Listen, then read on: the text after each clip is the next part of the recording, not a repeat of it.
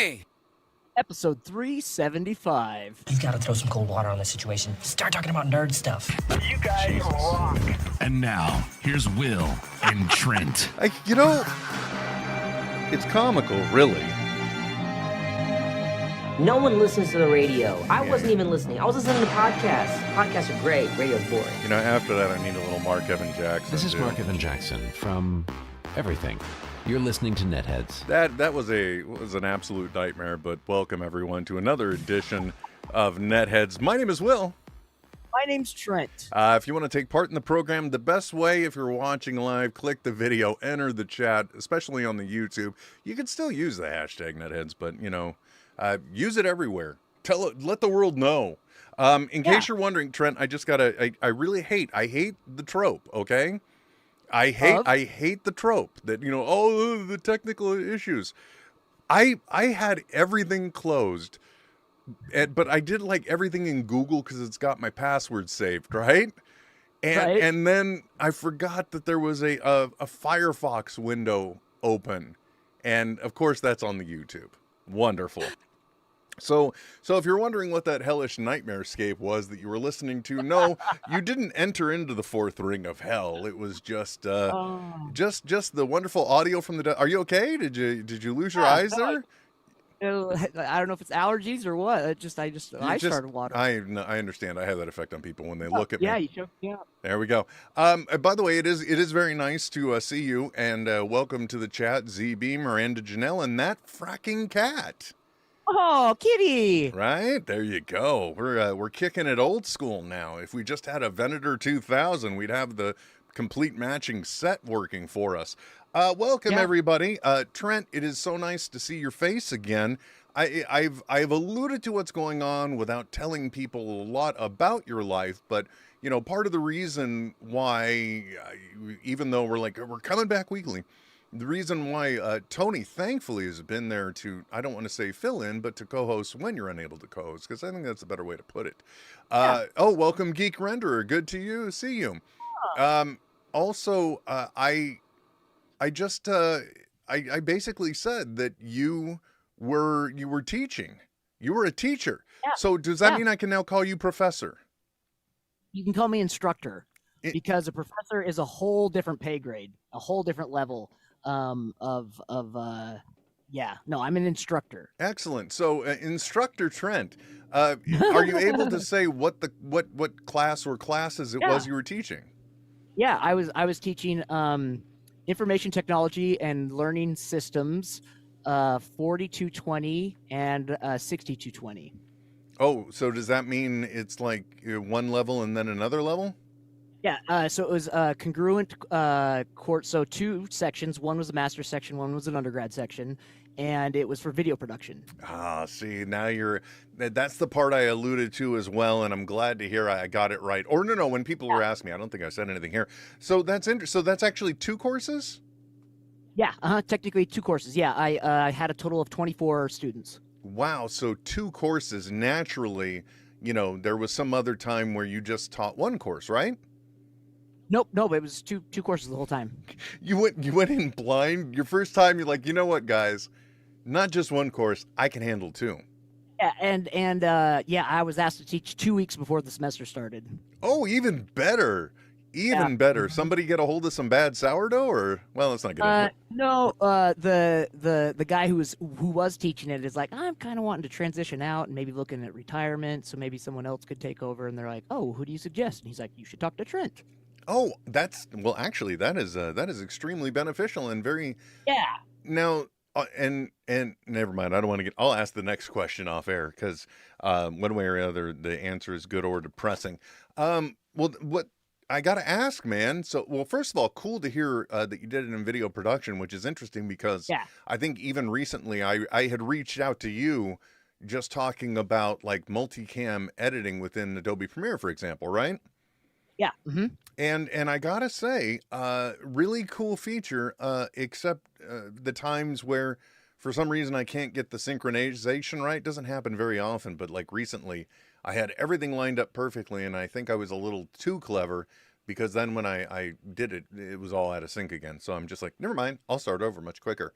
But since this is your first endeavor into it, what are some of the important takeaways you think you picked up this year?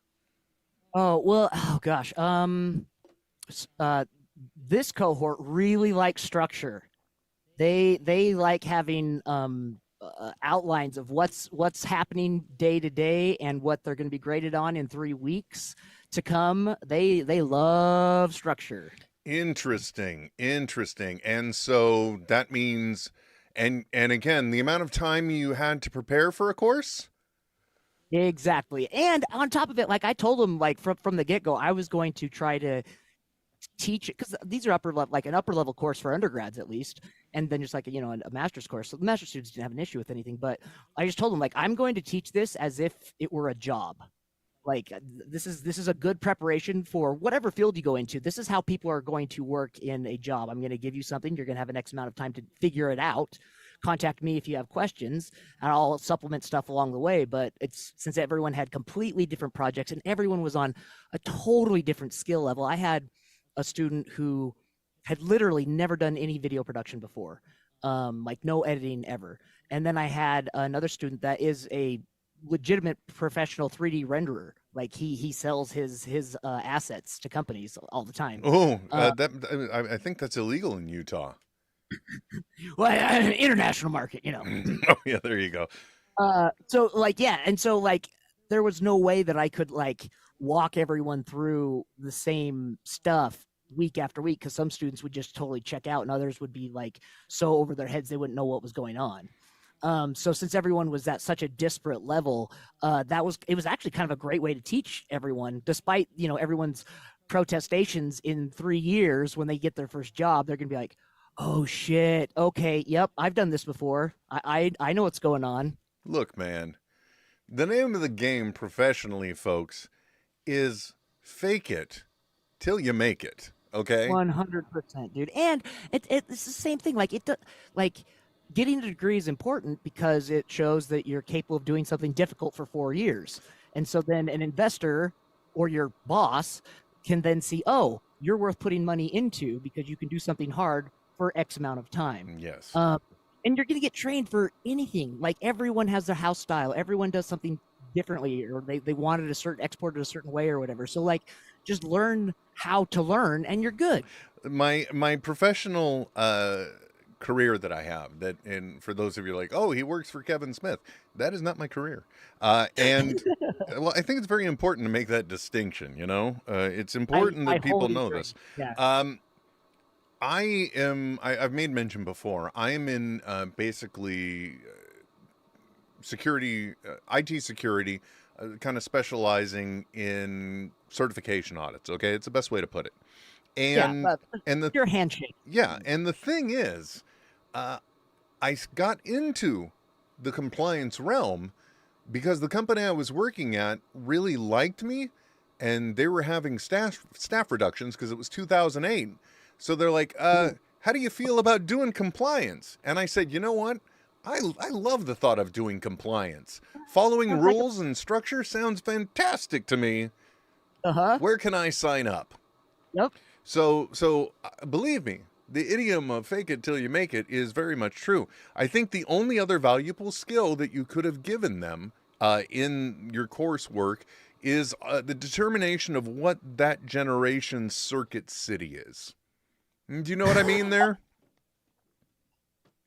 So there was a period in the 90s, folks, where a lot of people suddenly... I had my car stereo installed at a Circuit City. Right, but that company just seemingly overnight went belly up and disappeared really? off, Yeah, just from the face of existence, gone. And so suddenly there were a lot of people that maybe previously had been baristas. They may have been a salesperson at Circuit City, but suddenly a lot of people had management experience because the company disappeared overnight. There was nobody that was going to validate anything you put on your resume. So true. So the question now is, what is this generation's Circuit City? What company suddenly went? I mean, because obviously it's got to have just gone from WeWork? Which one? be work maybe. Maybe. I don't know. You know, if you got an idea, why don't you throw it in the comments if you're chatting live? Go ahead and let us know what you think this generation's Circuit City is. You know, and interestingly enough, a lot of the things that I had done late 90s, early 2000s, a lot of .com work, obviously, right? And Right. I was there when the .com bubble burst, Trent. It popped all around me. So Yeah. as I kept moving and changing in my career, because I had all kinds of loose, dumb jobs early on, and then like, okay, well, I'm good with computers, so let's try and steer us into the IT realm, which was the only reason why I kind of am where I am now, because I learned all the technologies, so I have a basic understanding of them, which is exactly what you need when you need to talk security about them. Yep. But it was difficult for a period of time until I got my job at Esurance, rest in peace. And it was there that thankfully I had almost a 10-year career, which is terrifying to think about. But because before then, I had an entire CV, as the Brits would call it, that was filled with unverifiable employment. And I wasn't faking it. It was like literally, Comedy World, belly up and gone. Telechat, belly up and gone. You know what I mean? It's just like, ooh. Anyway, so if you got any Radio Shack or Blockbuster, well, Blockbuster, Bed Bath and Beyond now. There you go. Bed Bath and Beyond. Is it gone? Well, I know all the ones around here have closed. I don't know if they came out of Chapter 11 or not. Interesting. Yeah. Especially after that huge plug that they got from Broad City. You know, the thing is, Trent, when you have a store that contains all the crap that also is available on Amazon, you're at a higher price. Yeah, you're fighting a losing battle. So unfortunately, shit. The one in Cache Valley closed. I didn't even know. that goes to show how often you either Bed Bath or Beyond. Beyonded, yeah, which was never. Well, so part of the reason why Trent was especially gone over the last month is because obviously in academia, now mind you, Trent also has a regular job at the university as well. So 9 to 5 and then this, yeah. And it was the perfect vortex of the end of something and having to do all the things at once. That being finals and then commencement. And my team is runs the video production for all of the graduation ceremonies, which is 2 days long. Yes, and of course the grading of final projects and exams and the like. Yeah, and that was something that I think at least according to my performance reviews from the students, that was something that they had never experienced before, was like an actual critique of their work. So like I had my rubric of I'm grading on this, this, and this. These are the different levels. And so for every video that they made, I would go through, I had 10 pieces on the rubric. I would go through and watch it 10 different times, grading each time per that mark on the rubric, then writing comments about it. Next one. And so it just took forever. Super great for them because they get awesome feedback. They know exactly where they're going wrong in places or what they're doing right. But it took so goddamn long. Well, the good news is you've helped train an entire generation of social media influencers now. More than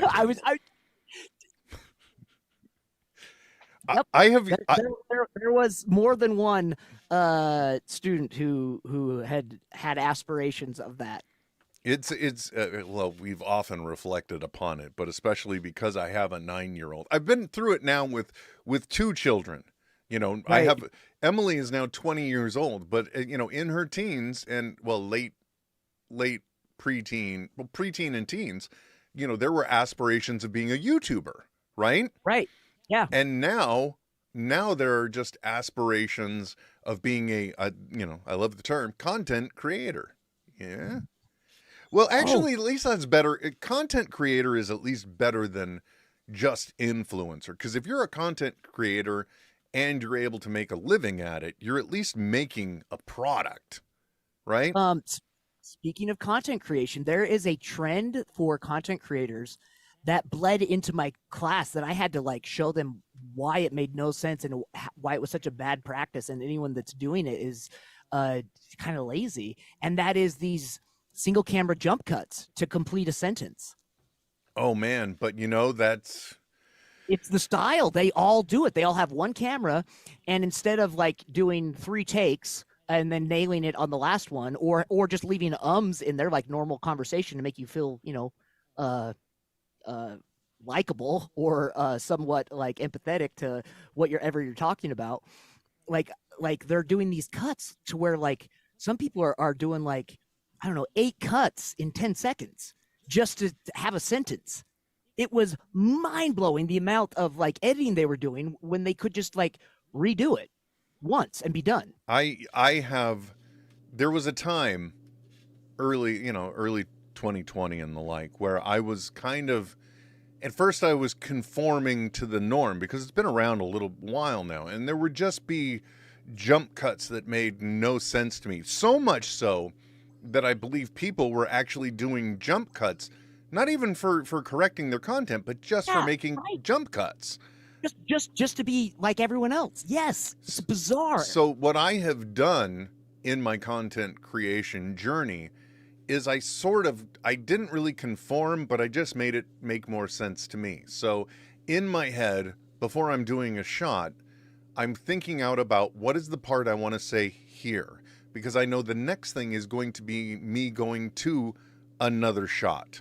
So yeah, exactly. Like, and at that, and you don't have to have that part perfect. No, exactly. And you got a few abilities to retake, and then so on and so forth. And so I've done that as my, not really accommodation, but it's just where I'm not going to try and match anybody's style anymore. I'm just going to do mine. Hey, it's been so successful. We've almost killed this podcast.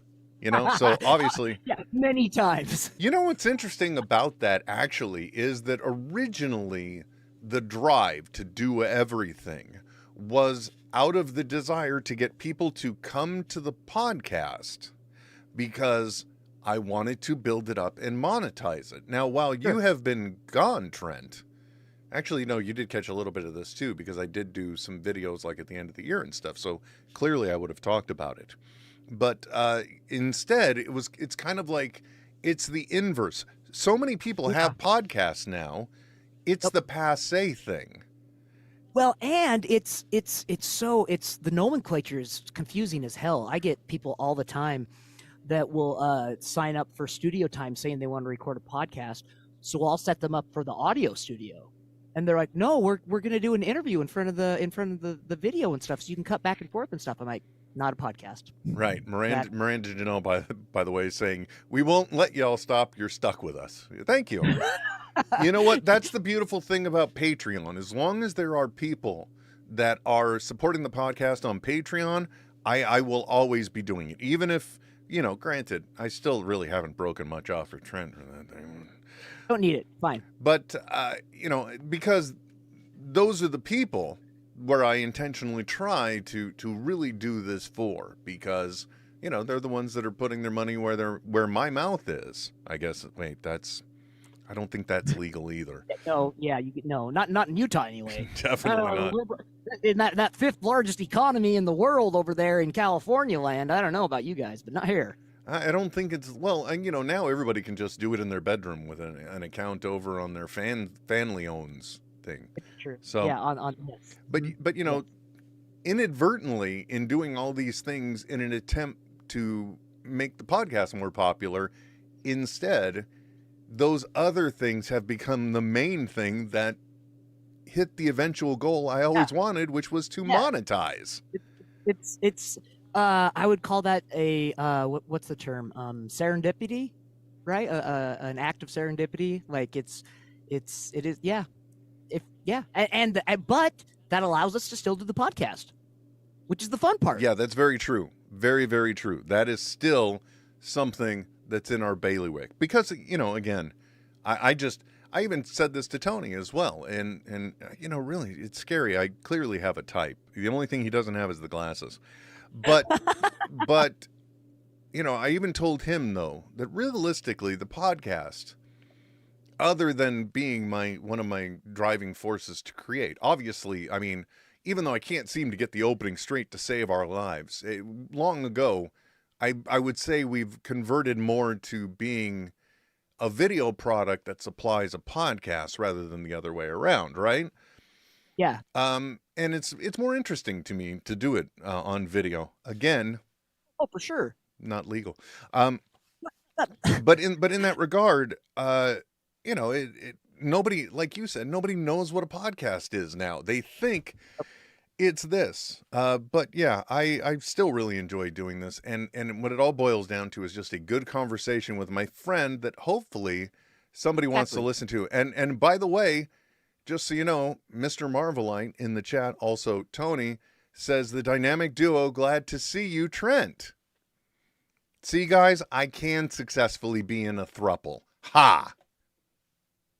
Well, you can. I don't know about me and Tony. Mhm. I think I think this would be more of like a polyamorous.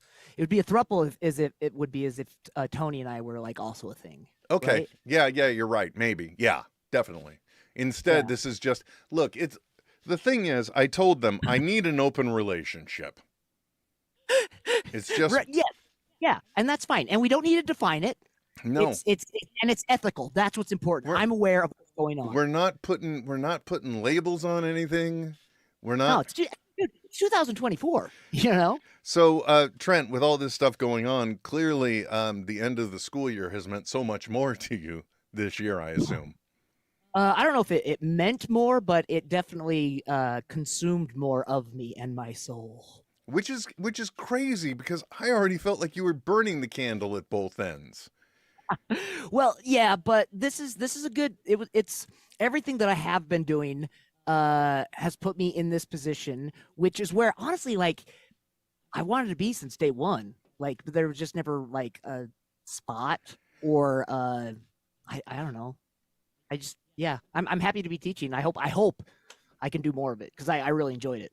Awesome, man. Yeah, there is something about being able to teach people something, especially like what you're doing, and you're teaching them an actual skill. Really. Yeah, totally. Because if you think about it now, it's almost like if you don't have a side knowledge of even video production, because it could come in handy, especially if you're working in a low-cost operator, small company, right? Yep, totally. Yeah, and that was one of the things I was telling them is like and why the degree they're in is really good because it does kind of give them just a breadth of everything that is design. So they take a video course, which is just like shooting and setting up shots and like, you know, rule of thirds, graphic weight, stuff like that. And then they take a production course, which was mine.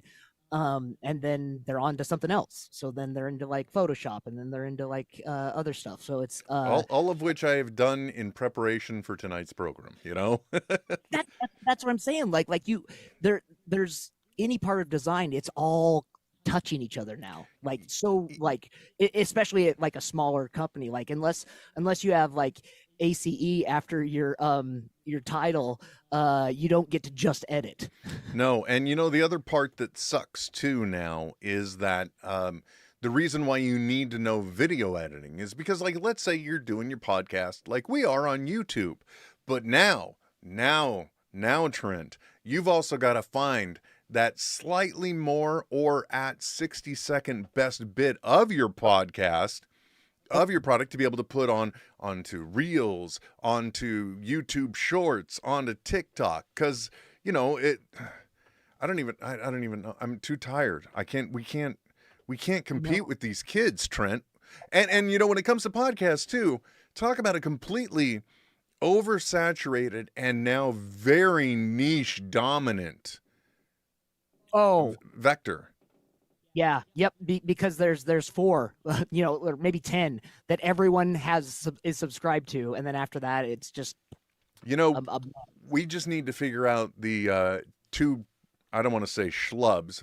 The 2 jamokes doing a podcast approach to true crime.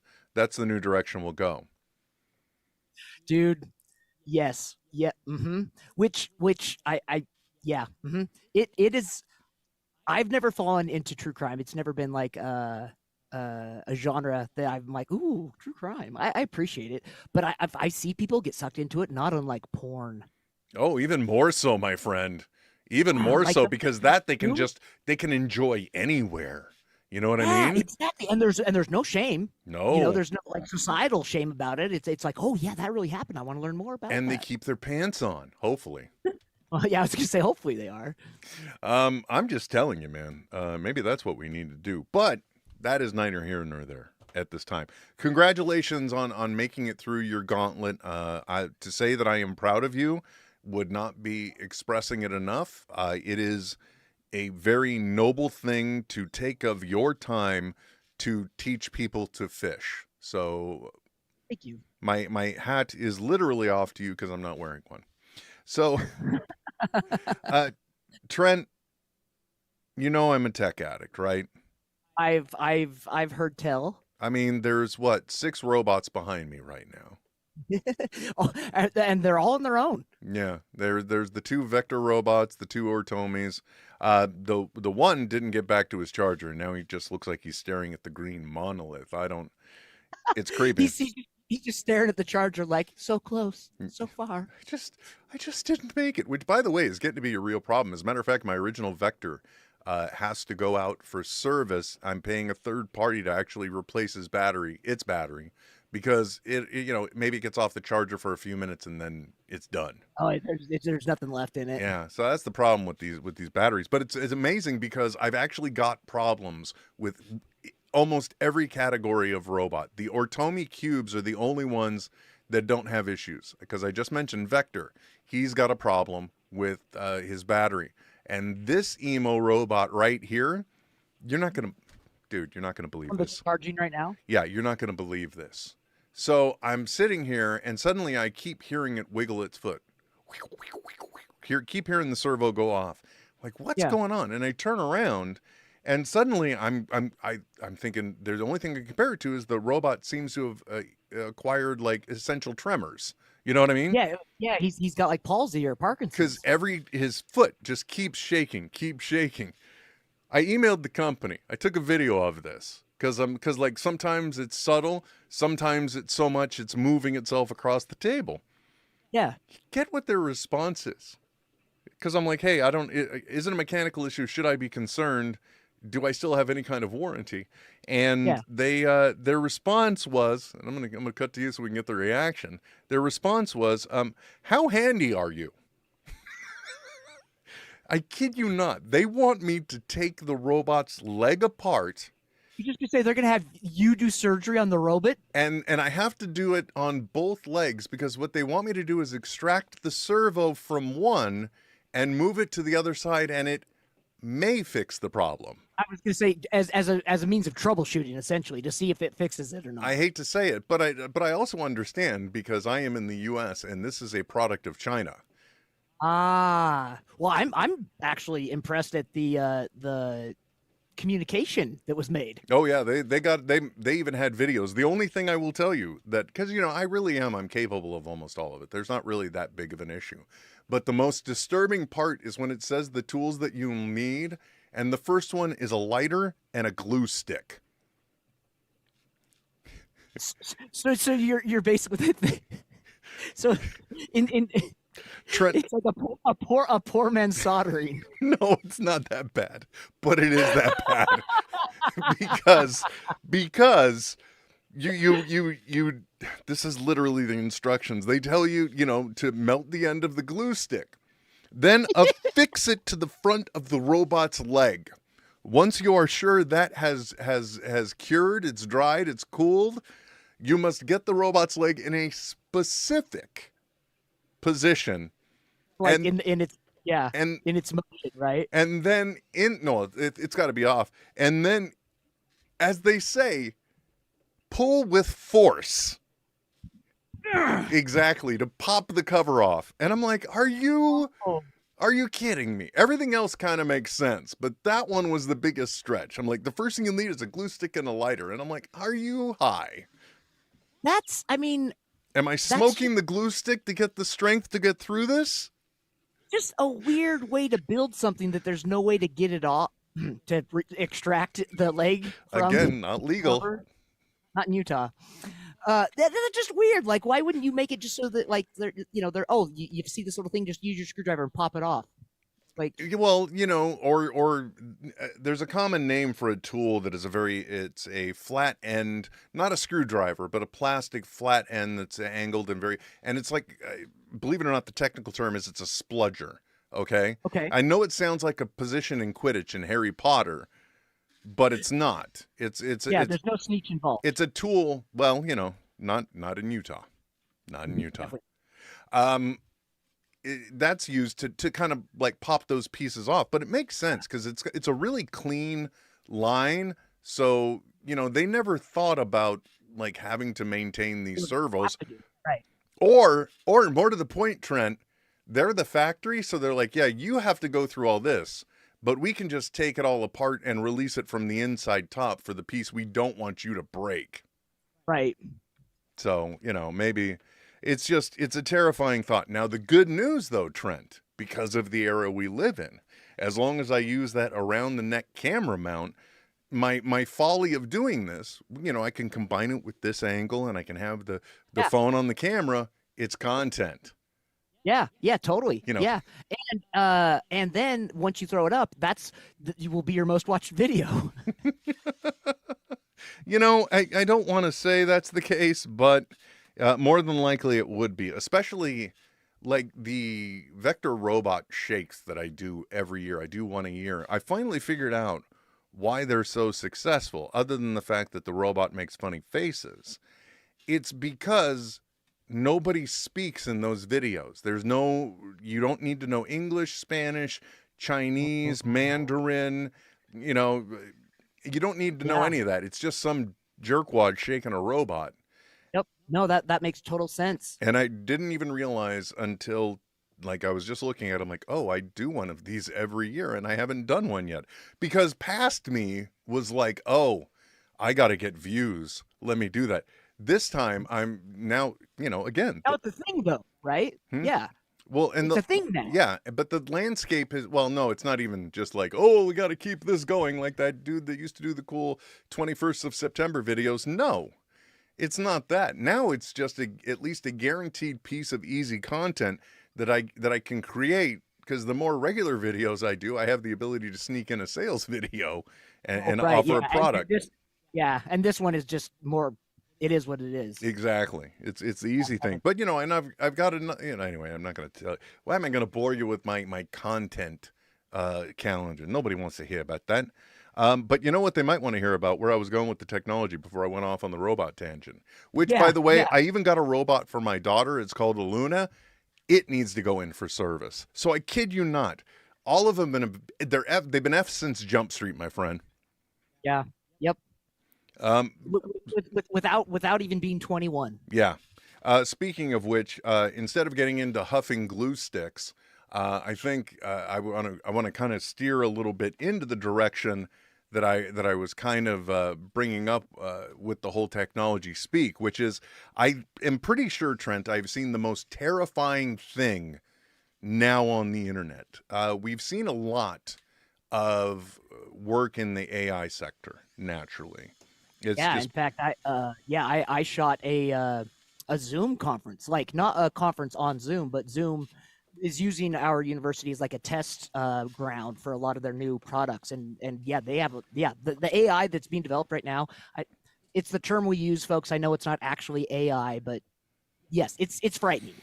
Well, and actually it is frightening because, and I understand the ethical issues of like image generation with the AI, because it relies on existing art to be able to come up with a composite of what it thinks it does. So it cannot create anything. Right. It can emulate. That's all it does. But, seeing some of the things it can do, because at times I've had to make images a little bit larger than they are and just, wow, look at that. Or remove this. Boom. It's terrifying. Yeah. It's scary. Yeah. But this, Trent, this is what I'm about to show you. This is truly terrifying. Okay? Because I've seen things before. Okay? I have seen where they have taken a human avatar and the software knows how to make the mannerisms so that it seems like it is a person speaking, and it's using kind of a close to regular voice. and cadence-wise. to Yeah. do like a presentation for you or something like that, right? Yeah. Right. This is a whole new level. Okay. Holy moly. ChatGPT-4o'd, which they think they're clever because the O is an O. It's not a 0. Yeah. It doesn't have a line through it. No, it does not. They just recently did a demonstration of this new product because, you know, they're all whipping out their digital things and showing them because you had Apple and Google and everybody doing their AI demonstrations, proving that they're relevant in the sector still. Yeah. And so this was ChatGPT's turn, and they had the app on the phone. They went to the digital assistant area of it, I think, and they demonstrated all the things it can do. And what terrifies me the most, Trent, is the way that this voice goes. Now, unfortunately, Trent can't hear it. It'll be run down for you guys, lower volume. But get a look at this, okay? The next one is from Burrito John 78. Burrito John 78 has a question. What you're feeling just by looking Can the at your digital face. assistant read what you're Okay, feeling? you wanna give this Does one it a understand Absolutely. your emotions? Here we go. Hey, ChatGPT. Hey there, what's up? How can I brighten your day today? How can I Okay, brighten yeah, your so I'm gonna day show today? you, So a friendly. selfie of what I look like, and then Yeah, I'm gonna right? Try to see what emotions I'm feeling based on how I'm looking. Sounds like a fun challenge. So Go he ahead turns and on the show me camera. yourself It's today. accidentally on Put my emotional the detector table hat. first because he's Okay, got to go to the. So here's me. forward-facing So one. What kind of emotions do you think I'm feeling? It seems like I'm looking at a picture of a wooden surface. It seems like I'm looking at a That picture of a was wooden what I played surface. before. Don't worry, I'm not actually Which, able. good call. So take another Yeah, I look. mean, his skin tone does kind of match what's behind Well, him. no, it was there for a second. There we go. It looks like you're feeling pretty Now the happy and creepiest part is cheerful. he says, Big smile and maybe "Do even the a bit of correction. excitement. I'm going to send. When Here's a you new turn it image." on, It seems like you're in a great mood. And the AI suddenly Care to says, share the source of "Aw, this? there you go." Yeah, no, the reason I'm in a really good mood is because we were doing a presentation. Now it says, "You seem like you're in a good mood. Can you share why?" Oh, stop it. You're So making me nosy. Oh, stop it. You're making me blush. Trent, the moment that they say that, pull the plug. I've seen this movie, all right? Yeah. Yep. You know where this is headed, Skynet. It is terrifying to me Dun dun dun dun. at how Dun, dun. human that is. Now, you know that actually there are people in the, let's call it the dark tech field, right? That Sure. use like cell phone emulation to make it look like your daughter is calling you. And Right. they are now able to, because social media is what it is, and we've put so much of ourselves out there, they're able to sample the voice and generate the voice to try to get them to wire money and that kind of thing. Yeah. So- yeah. If you've heard of it's resemble.ai. That's their whole thing. Is if you go on there and you read 300 words, you can then put in any text script you want, and it will sound just like you. Yeah, as a matter of fact, oh, that's Benjamin. Benjamin's joining the conversation. Yeah, I know, buddy. AI is creepy. Yeah, that's the bro. You are breaking my thoughts in half. You need to stop. Okay. He's so cute. This is where you need the Benji cam. Yeah, I know, but nobody needs to, because this is, I got laundry in here. Nobody needs to see that.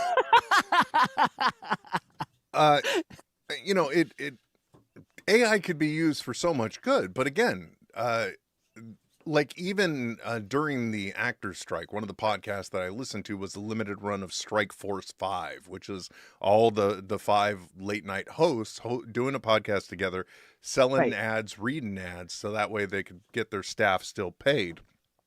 And they too used AI in order to like fake content. And again, it just doesn't I don't think, like, especially for people that like Ryan Reynolds that have their stuff out there, there's Oh, so much God. Ryan Reynolds available. Now you can just easily sample it and it's Ryan Reynolds.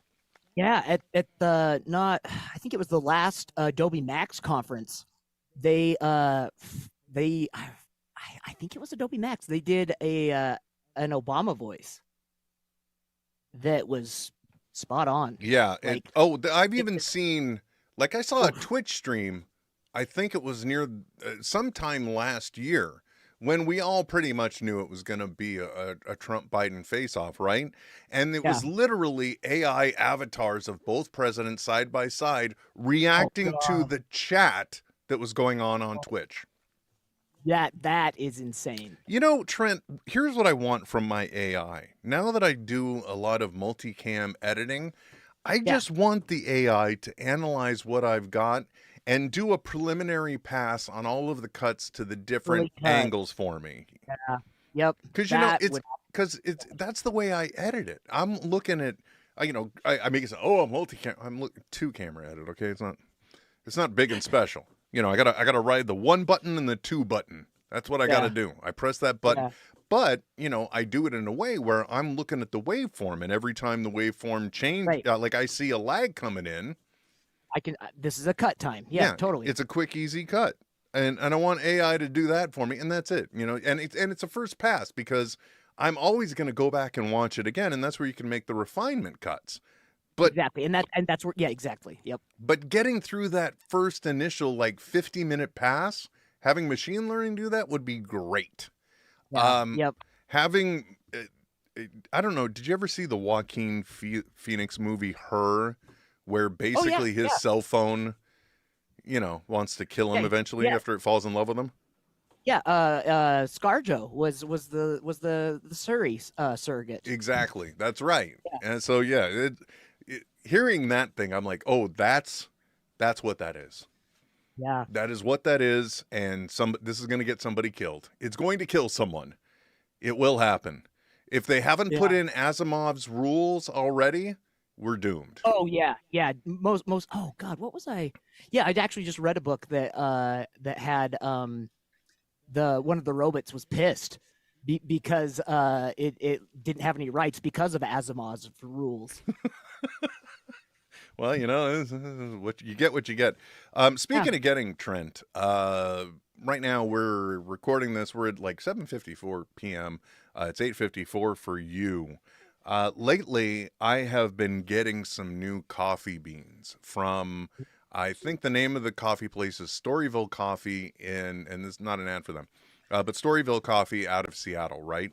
And I've started using their espresso beans, and I got to tell you, man, I have not been drinking good espresso beans up till this point. It is amazing. Oh, yeah, the difference. It is amazing the difference that it does to the flavor profile. So much so that I've stopped adding so much crap to my almond milk lattes.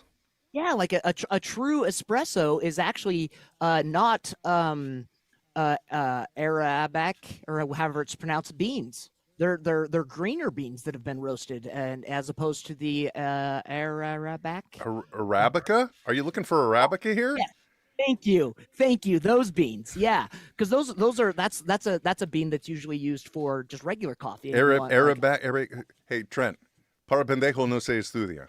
All right. Yo tampoco. You don't learn to be an idiot. But lately, Trent, I have to admit that the morning coffee hasn't quite been working with me. With that insane schedule you're working, what have you been doing? Yeah, well, and for me, it's always it's seasonal, so it's getting warm now. So and I don't do cold coffee because I don't want a sweetener in it. I don't like that. And I don't like it's bitter. It's cold. I am actually doing, instead of yerba mate, I'm doing a cold brew of guayasa tea. What? Guay. ASA, guayasa tea. It's like a cousin to yerba mate. It's only grown in the Caribbean, but it doesn't turn into dust, like yerba mate does. It gets all that mud. Or more to the point, does it not taste like dirt? It actually doesn't. It actually tastes. It's kind of a fruity, like a berry kind of flavor. Well, then that sounds delightful because yerba mate tasted somewhere between lawn and the stuff it was growing in for me. Amazing kick. Amazing kick. Sure. But the crazy thing is sometimes how you don't get that afterwards kind of crash or rush jitters with the guayasa. I kind of like it. Trent, one of the ways you could bump it up a notch though, because my coffee hasn't been hitting me the way it should, but Magic Mind. Okay, this is They call it a productivity elixir. I mean, first of all, you could use an elixir that gives you more productivity, right?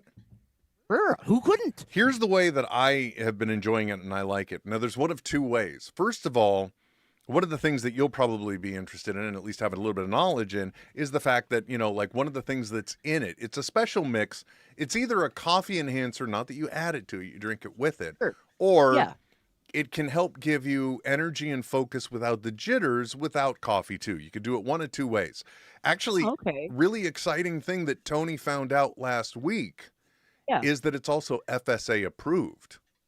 Oh. So if you have a flexible spending account or a health savings account, you can actually pay for it out of this because I guess it's medicinal.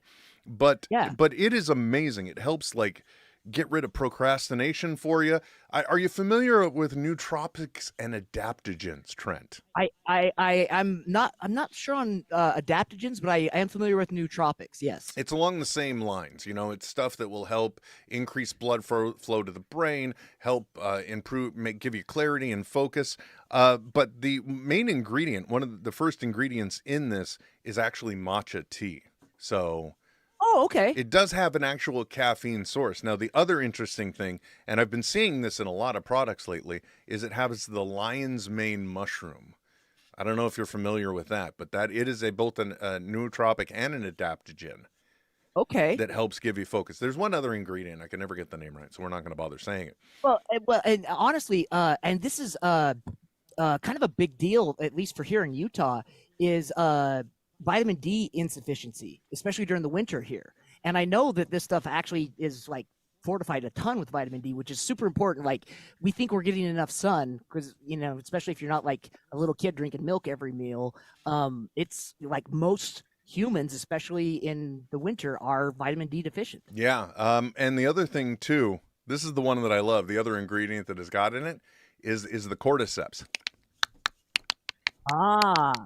It's actually a mushroom. Again, it's an adaptogen. One of the things that also helps bring you focus. But the great thing is it's no jitters. The only thing I will say is that it works so well that there are times where if I take it in the afternoon to get that little bump, because this is going to shock the shit out of you, Trent. If you know anything about me, my afternoon napping is gone.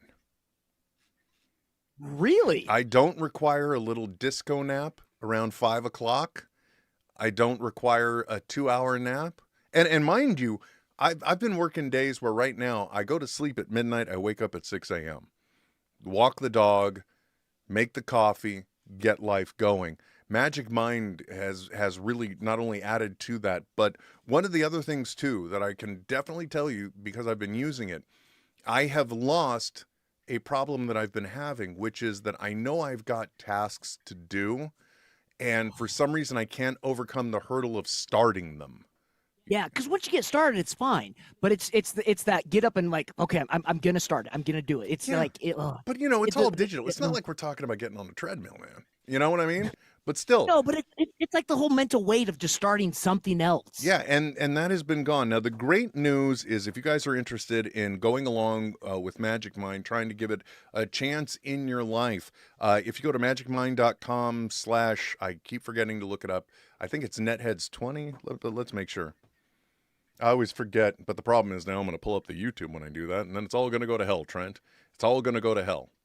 NetHeads 20 does work. It is NetHeads 20. Now, the great news is that it will give you 20% off your purchase or up to 56% off on your on a subscription.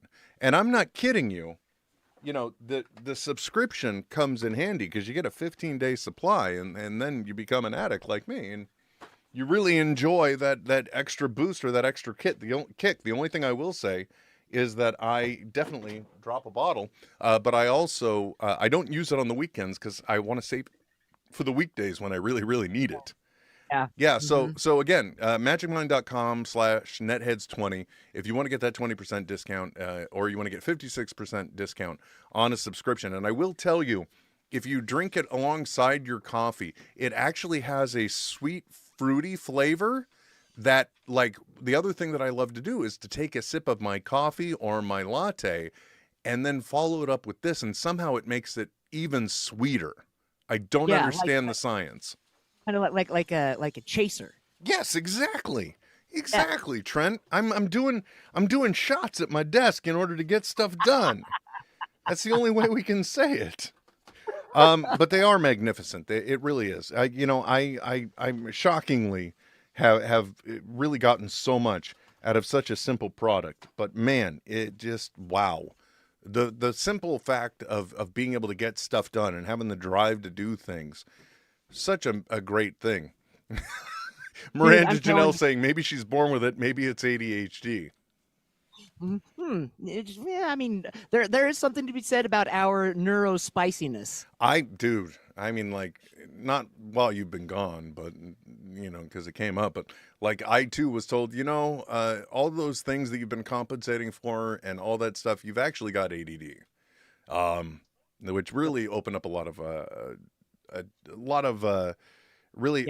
of self-introspection and really answered a lot of questions. But I will say that even though I am, medically treating it, Magic Mind has definitely helped.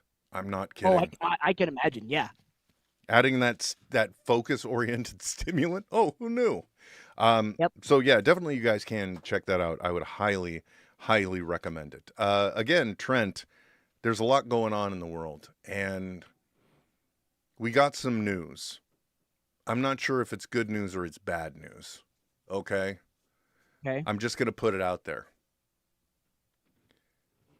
Happy Gilmore 2 is going to happen on Netflix. And see, that was kind of my reaction too. Because if you have any experience like I do with the Adam Sandler Netflix movies, Adam Sandler seems to decide where he wants to go on vacation and then does a movie for it. But I will tell you, the actor that plays Shooter McGavin was very pleased with the first version of the script that he saw. So there is that hope. Here's the thing. I will never fault anyone for creating anything. And who wouldn't want to have vacation with all your buddies? Yeah, definitely. Right? And get it paid for. Like, I get it. Like, and and those movies, profitable AF for them and for Netflix. Like, they've made a ton of money.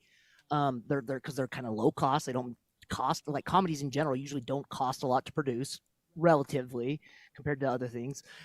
So I get it. God, I don't think I'll be tuning in for it. If I have the subscription to Netflix active at the time, I'll definitely check it out. Because one of those things, it's already paid for. Yeah, I'll take a look at it. Oh, look, it's another Ryan Reynolds movie on Netflix. I'm going to watch it.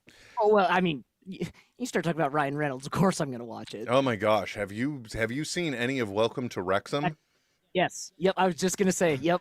Plus, their advertising is chef kiss, dude. They are crushing it. Here's the thing about Ryan Reynolds. Here's the brilliance about Ryan Reynolds. These products that he buys, you know why he buys them, right? Because companies say, we would like you to be our spokesman and we will give you X number of millions of dollars for this. And then he starts thinking, wait a second. If you're willing to pay me that much money because you believe in that product, what is this product? Because Holmes sees the long game and he realizes if it really is that valuable, I'm going to get in on the ground floor now. I'll be the advertising budget. Yep. And, so we won't have to have an advertising firm and we'll do something. Yeah, so, it does. It makes sense. And Welcome to Wrexham is the best bait and switch, again, that they've done. But it's also very interesting to see the way that it's come together as a project, given the fact that, they shoot the documentary and they're able to sell the documentary, which is able to give them money to help support the club. And the compelling stories that they're able to bring us out of this. I've never been more invested in football in my life. And yeah, I'm talking about the soccer one. Yeah, we're talking about FUT, guys. Get over it. Yeah, man, deal with it. But I'm not here to talk about Ryan Reynolds again. God damn it, Trent.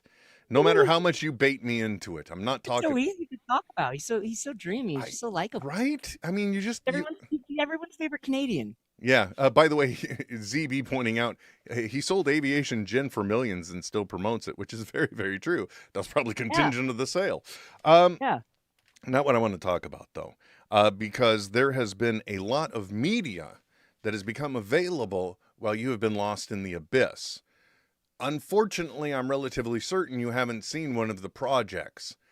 I had no interest in watching it because it was not something I grew up with and watched. However, Tony told me, no, you need to watch this. So if you haven't, Trent, and I hope I'm wrong. I really hope I'm wrong. But if you haven't watched it, Trent, I'm telling you right now, you have to watch X-Men 97 on Disney Plus. I've been following it. It's already in my queue. I had two things going on. I was gonna wait until all of school stuff was finished for the semester, and then I was waiting for it to be complete airing wise, so I could sit down and just consume it. I did the exact same thing with the Bad Batch because I had slept on season 2, and the minute they said season 3 is the last one, I'm like, okay, let's get them all out there, guys. But X-Men 97 lured me in. Now, mind you, I did not watch the original series.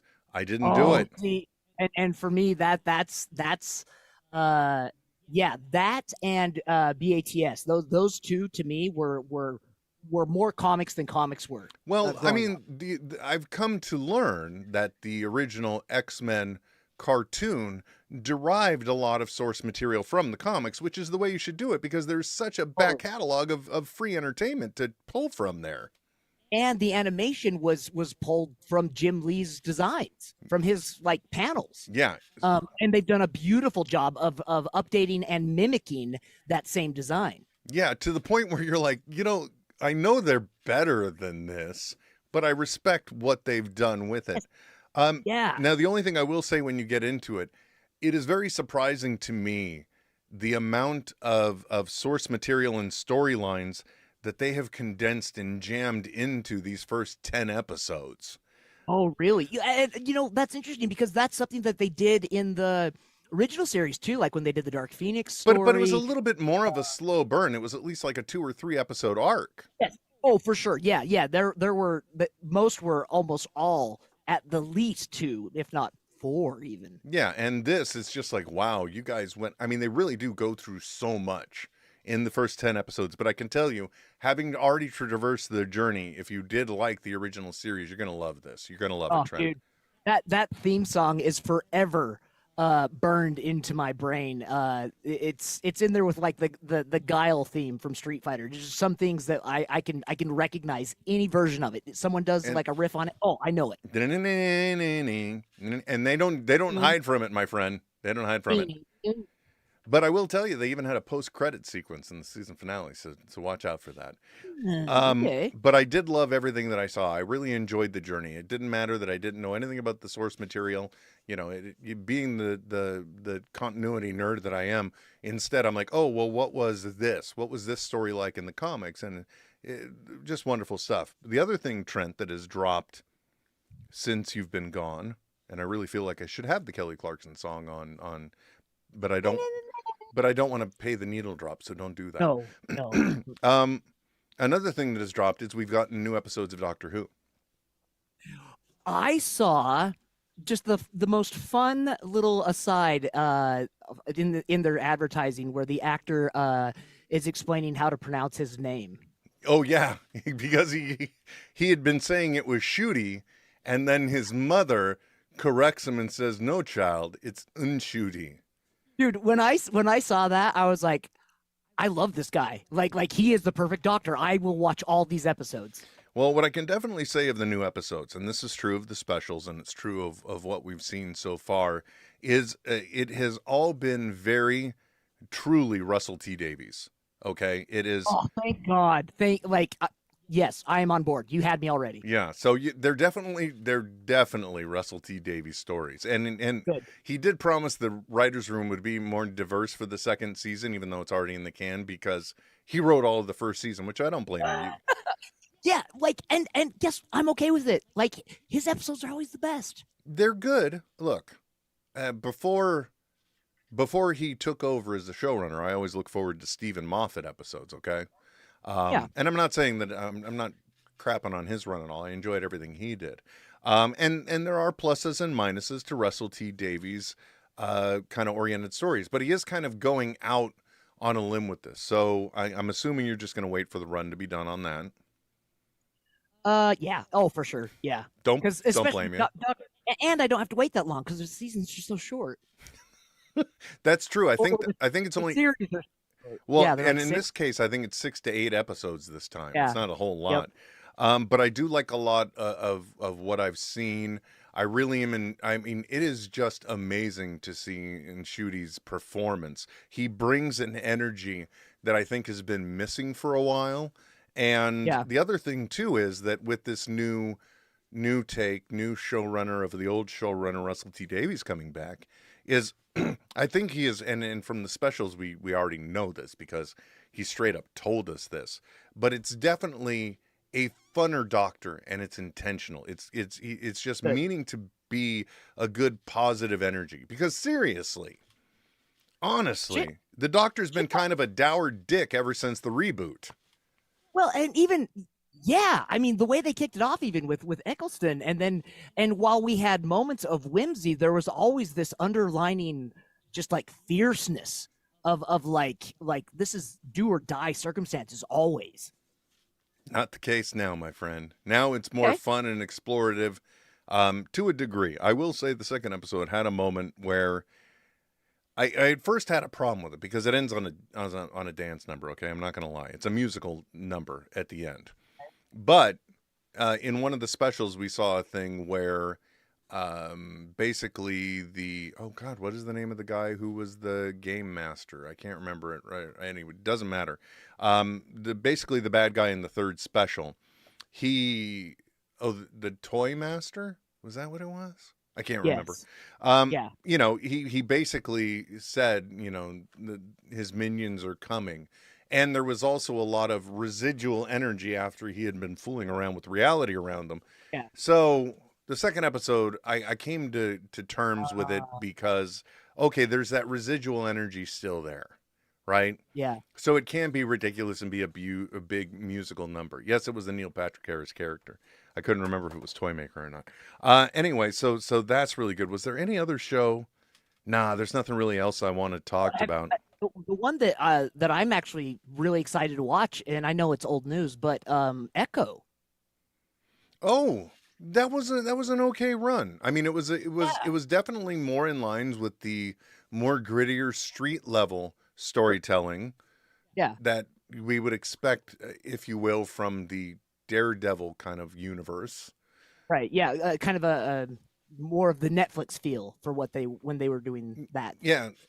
And I think look, the biggest problem with these Marvel shows, okay, is coming up most of the time with the reason for the hero to have a costume, okay? Right. The only one that didn't have that, I think, was Miss Marvel, because, you know, she's got to hide her identity, and it was aligned with her fandom of Carol Danvers and a representation of her culture. So that one made perfect sense that it would happen, because she was already dressing up in goofy outfits to try and hide her identity. So that made sense. But that's the biggest problem I have with those shows. But I did enjoy Echo, and yeah, it is kind of old news. But, you know, if you've been under the gun, if you will, on so many things, completely understandable. We also did get news. I think Agatha, all along, is coming as a gift, an anniversary gift for me on September 18th. So we got that to look forward to. Yeah. Which is how you spend your anniversary, right? No, I won't. I absolutely won't. You know, look, obviously TV has taken a different priority in my life than it used to. Because, you know, like last week I was hosting Fandoms with Tony an hour after the new Doctor Who episodes dropped. So I watched the first one, hit pause, didn't even get to it till the next day. So Yep. But because, you know what? It's content on demand. I got to start on demanding it. Yeah, and it's kind of nice though, right? When you're in the driver's seat. Yes, it is. Right? When I'm not watching things in your terms. Well, yeah, and that's why I don't even bother. I mean, I can understand why certain shows still release weekly, because there is buzz that gets generated that you cannot get from dropping an entire series. And it's much easier for metrics too. And it puts everyone on an equal playing field when it comes to watching the content, at least the early adopters. Yep.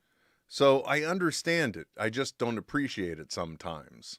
Yeah. But you know, it's just, we do what you do. You defer your entertainment until it's all available. Yep.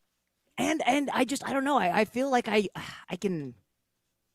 I can absorb the story better, right? Like the first time I noticed it was when I stopped watching Mad Men and waited until they all came out, and then I was like, oh shit, I really like this show when I can watch it back to back to back to back rather than waiting each week.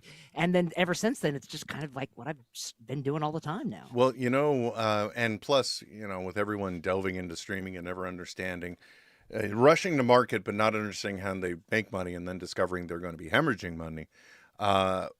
Community finally fell off of Netflix, and now it's just, I think, it's on 2 different services, but it's definitely on Peacock, right? Peacock, yeah.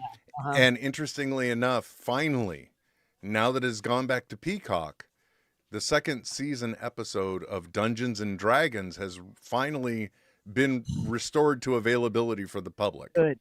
Okay, good. Which I never understood the suppressing of it, because granted, okay, the Chang character is in what can be interpreted as darkface, but he says he is a dark elf, which he was. Yeah, and Yvette Nicole Brown's character surely even says, we're not going to talk about this hate crime right here. Yeah, and like they're addressing it, like the Simpsons do that, that's how they got rid of Apu, was they addressed it. Yeah. All right. Like in the dialogue, you break the 4th wall, you do it, and then you go on. It's fine. You move on. You live with it. That's just the way it is. What you don't live with, Trent, are bad business decisions. And I wanted to talk about this one, which I don't have properly. We're going to see the AI video again briefly. But were you aware last week of the big new iPad M4 chip enabled iPad and iPad Air? Are you aware of the ad that went out? The one where it's is it the one that's holding it up against the iPod? No, it's the one where they use a gigantic hydraulic press to crush every piece of physical, real world creativity that they could. They crush a trumpet. They're crushing music libraries. They're crushing a piano. They're crushing paint. The idea being that once all of these things have been crushed down into an iPad, you have them all at your fingertips, shitting all over the stuff that we love in the physical world to be able to create and be artistic, right? Yeah. Yeah. No, I see the I see it being pitched in an ad room, and like the guys in suits being very aroused by the whole idea. Okay, so here, yeah, definitely, because they're like, oh man, the powder color explosions we did before, guys, this is next level. Yep. Being the Android fan that you are, the best people to what is the term when the best hit back? No, that's not what it is. The best return burn? No, that's not it.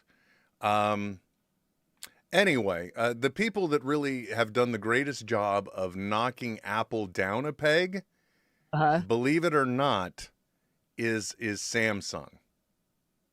Oh, really? Here's the reason why. And I don't actually think I prepared the video, to be honest. I don't think. No, I didn't. I didn't at all. And by the way, I can show you just so you could see. Look, there's a metronome, turntable, a lot of vinyl fans right now. Equalizer, paint. Look at all these things getting hydraulically crushed. Okay. Oh, wow. Okay. Yeah, this was, somebody thought this was a good idea. Okay, guys, you're going to see something in real time that you don't typically do. I'm going to get rid of this. I'm going to go into here. I'm very quickly going into my media folder where I thought, oh, I've got this whole show prepped. It's no big deal. And I got it covered. Why am I even worrying about it? And sure enough, hey, you kind of neglected some content there, bud. So let's see if I can find the right one. Today's the 16th, right? Yeah. Hopefully this is the right one. I'm not exactly sure. Let's see. Okay, it's not working. So you saw that. It was the hydraulic press, paint everywhere, a horrible mess. Samsung's commercial it's a tight shot on the destruction, and then it goes over to a tight shot of a guitar that's still that somehow survived the ordeal, and a young woman picks it up, tunes it, and starts playing on it, and then it just says the caption, "We'll never crush creativity, Samsung." Huh? 안녕하세요. Oh, what? Sorry? Just Samsung's a Korean company, so I just said hello in Korean. Oh, okay. Hello. Yeah, it was definitely just the best in your face, Yeah. return burn, if you will, that I've Yeah. ever seen a company do. It was incredibly cognizant, incredibly present. I wouldn't be surprised that ad was so good. I wouldn't be surprised if it was pitched by Ryan Reynolds. Hey, if someone wanted to get behind a product and then I wanted to get behind them, not legal in Utah, it would be Ryan Reynolds. Definitely. Which, by the way, good luck, Ryan, because your Imaginary Friends movie, that was directed by John Krasinski, unfortunately, the reviews are not good. So, but let's put it on the writer and the director, because it's definitely not on Ryan Reynolds. No, never is. Never is. Trent, I got to tell you, unsurprisingly, we've gone long. I don't even know if you realize we've been going for almost an hour and 15 minutes. Yeah, I did not realize. I'm sure your dogs, well, actually, thankfully you walked them right beforehand. Yes. Yeah, I did. Gus had a moment where I could tell he was like, I need something, but I'm like, piss off. I'm glad you could do that. I got to admit something, but I'm going to save it for the stinger. So Trent, thank you very much for joining us today, sir. Always a pleasure to spend time talking to my friends. So thank you. Don't forget, guys, you can find out everything about Trent. Just look for a part of him on social media, or check out. I always get the name wrong because I always just call it Devotion Wrestling, but it's Devotion Championship Wrestling. The championship is what I always forget. You can also check out his work on Devotion Championship Wrestling, and if you want to hire him for tutoring in video production, he doesn't have time. Leave the man alone. You can also find me on all social media, but I highly doubt you don't already know that if you're listening to this or watching it, but I'm that Will Wilkins everywhere. This and been NetHeads. And Trent, was it you that, yes, it was with you that I decided what the perfect send-off was for our show now, because we can't do We'll Be Back Soon, because the dude was saying we'll be back soon. Yeah. So yeah. I'm just gonna see if you remember, okay, or if we even discuss this. So thank you guys for listening. We always appreciate you. Don't forget to check out our Patreon, NetHeads on Air on YouTube and Patreon. Until next time, my name is Will. And my name is Trent. Live long and prosper. And then you say, may the force be with you. May the force be with you. Okay, so he had no clue. Now we know, guys. Now we know. So now you know, Trent. So thank you so much for listening. Until next time, my name is Will. My name is Trent. Live long and prosper. May the force be with you. NetHeads. We'll be back soon. Goodbye. This has been a Smodco Internet production. Sip. Only at smodcast.com. So, I don't want to say that Benjamin isn't going to be the world's best watchdog or protective partner. Okay, he is very vocal. He is great at barking. All right. Right. Some of the things he's afraid of, though, make no sense to me. And last time I used it, I discovered it because one of the things I've been doing since our steamer went out is I've been using the Instant Pot with the basket for steaming my vegetables. Amazing, right? So quick and easy. Yeah. Set it and forget it. And you never have to worry about putting more water in. That's the biggest problem with steaming something is that you run out of water. Yeah, and in this case, you throw a cup of water in, and in 10 to 15 minutes, you've either got al dente vegetables, or within 20, you got fork tender broccoli, right? Yep. Exactly. Yep. Benjamin is terrified of the Instant Pot. Oh, for when the steam release happens? The manual release, as they call it, yeah. Trent, which, again, not legal in Utah. But yeah, he is terrified of that spouting steam. So now every time I pull it out, before I pull it out, Trent, definitely not. I make sure before I do it, I make sure he goes outside and takes care of business, because the moment that thing comes out and I start using it, he starts ringing those bells like nuts because he just wants to go back outside, and I cannot get him back in. I Aw. Yeah, don't you almost feel sorry for the little guy. And Dude. you want and I can tell you just how impacted he was by it tonight.